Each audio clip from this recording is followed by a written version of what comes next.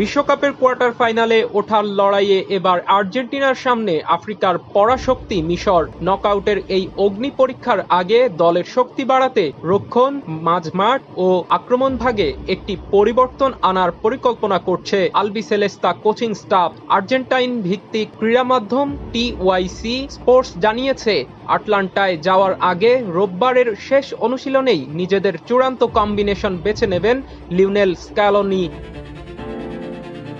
সবচেয়ে বেশি আলোচনা চলছে অধিনায়ক লিওনেল মেসির আক্রমণ সঙ্গী কে হচ্ছেন তা নিয়ে। স্ক্যালোনির মূল পরিকল্পনা ছিল নকআউট পর্ব থেকেই তরুণ স্ট্রাইকার হুলিয়ান আলভারেজকে শুরুর একাদশে ফেরানোর। তবে আসর শুরুর ঠিক আগে বাঁ গোড়ালির চোটে পড়া আলভারেজ এখনো পুরোপুরি ম্যাচ ফিট নন। ফলে প্রথম ম্যাচের মতো মিশরের বিপক্ষেও ইন্টার মিলান তারকা লাউতারো মার্তিনেজের উপরই ভরসা রাখতে পারেন স্ক্যালোনি।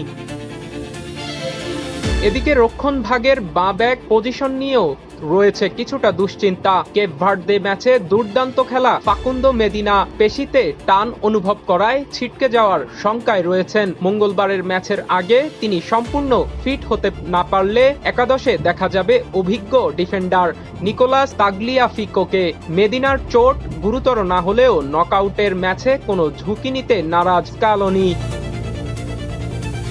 মাঝমাঠের নিয়ন্ত্রণ নিজেদের দখলে রাখতে লিয়ান্দ্রো পারেদেসকে শুরুর একাদশে ফেরানোর জোরালো সম্ভাবনা রয়েছে। পারেদেস রক্ষণাত্মক মিডফিল্ডারের ভূমিকায় খেললে অ্যালেক্সিস ম্যাক অ্যালিস্টার আরও উপরে উঠে আক্রমণাত্মক ফুটবল খেলার স্বাধীনতা পাবেন। সেক্ষেত্রে তরুণ থিয়াগো আলমাদা একাদশ থেকে জায়গা হারাতে পারেন। আর বিকল্প হিসেবে স্ক্যালোনির ট্যাকটিক্যাল ভাবনায় থাকছেন নিকোলাস গঞ্জালেসও। ATV USA sports desk. ATV USA বিশ্বজুড়ে বাঙালিয়ানা।